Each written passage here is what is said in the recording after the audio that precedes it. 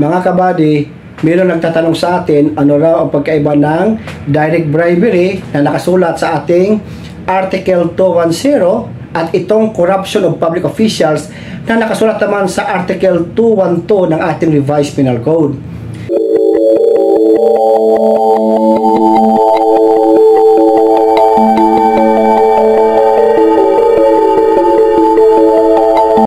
Para madali ninyong maintindihan ang pagkaiba ng direct bribery sa corruption of public officials, tandaan nyo lang palagi yung giver and receiver. Tandaan natin mga kabady, ang bribery, ang may kaso o may criminal liability dito, yung tumanggap o yung receiver, at isa siyang kawani ng gobyerno. At dapat daw ito ay maisakatuparan o consummated crime.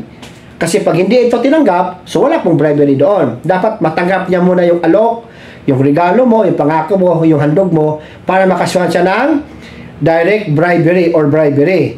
Ngayon, dito naman sa corruption of public officials, ang may kaso dito yung giver or yung nag-alok. Halimbawa, inalokan mo yung pulis na huwag ka nang hulihin, bigyan mo na siya ng pera, o huwag ka nang ikulong. Or yung mga taga-BIR, sinuhulan mo para mapababa yung penalty mo sa negosyo mo. Sinuhulan mo yung mga taga-business permit dyan sa munisipyo para mapababa ang babayaran mo sa i-open mong negosyo.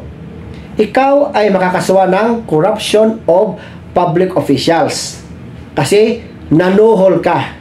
Tandaan, bribery involved na may liability ay isang kawani ng gobyerno na tumanggap ng suhol. Kakasuhan siya ng bribery at dapat ay maisakatuparan o consummated yung crime. Dito naman sa corruption of public officials, ang involved dito na mayroong criminal liability yung giver or magbibigay ng suhol. Ay alok man yan, pangako, handog, ano man yan.